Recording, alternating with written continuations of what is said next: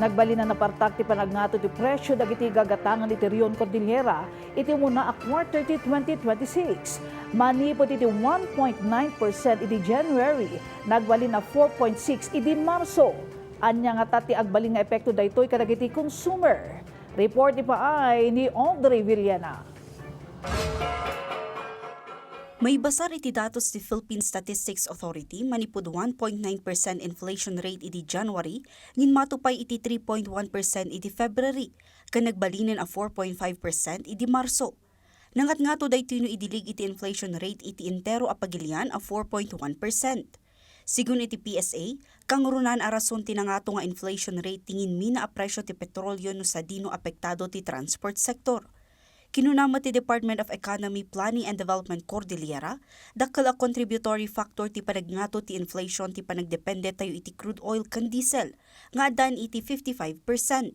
Sumaruno dito iti sektor ti food and non-alcoholic beverages, nga adan iti 3.1% nga inflation rate, no sa dino ngin matumo ti presyo dagiti nateng iti 10.8%. Ikan a 7.6%, kan prutas partikular ti mangga nga 8.1%. Naaapektuhan din po kasi yung presyo ng mga ibang bilihin. Dahil ang production po lahat, majority ng ating mga products, kahit agriculture products man yan o sa manufacturing, gumagamit po talaga siya ng fuel. Okay. At yun nga po yung ating dependence sa crude oil at saka diesel, nasa 60% pa. Kaya aasahan mong pagtaas ng presyo ng petrolyo, tataas din po yan sa mga ibang produkto. Inayon na pay nga idi paylaang napalabas atawon ang nakita ti ahensya ang nangato ti inflation rate iti Cordillera no idilig iti national inflation rate.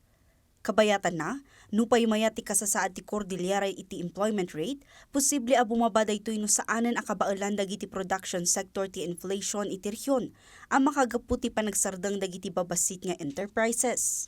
Yung piso noong 2018, ay ang halaga na lang niya ngayon ay 76 centavos. Ang laki. So kung nung 2018, 100 peso makakabili ka na ng basket of goods, kailangan mo na ngayon ng mga around 136 pesos para bilhin yung the same amount. Umakyat yung presyo ng operation cost, ang unang babawasan is yung mga employees. Iti mat agriculture output iti rehiyon, posible a bumaba daytoy sigon iti DepDev. Gaputa ka sa pulan matlang ang mabantayan ti panagnato ti presyo ti fertilizer ken ti petrolyo ang import iti sabali a pagilingan. Pagka masyadong mahal, magbabawas sila sa pag-apply ng mga fertilizer, so bababa rin ang kanilang produksyon. So sa darating na planting season, nakatutok naman doon ng Department of Agriculture kung paano yung tulong in terms of supply ng fertilizer. Ikun konsidera itan ti DepDev kan ti Department of Energy ti renewable energy tapno makatulong ang mapababa ti panagkonsumo iti petrolyo. Audrey Villena para iti Pambansang TV, iti Baro, a Pilipinas.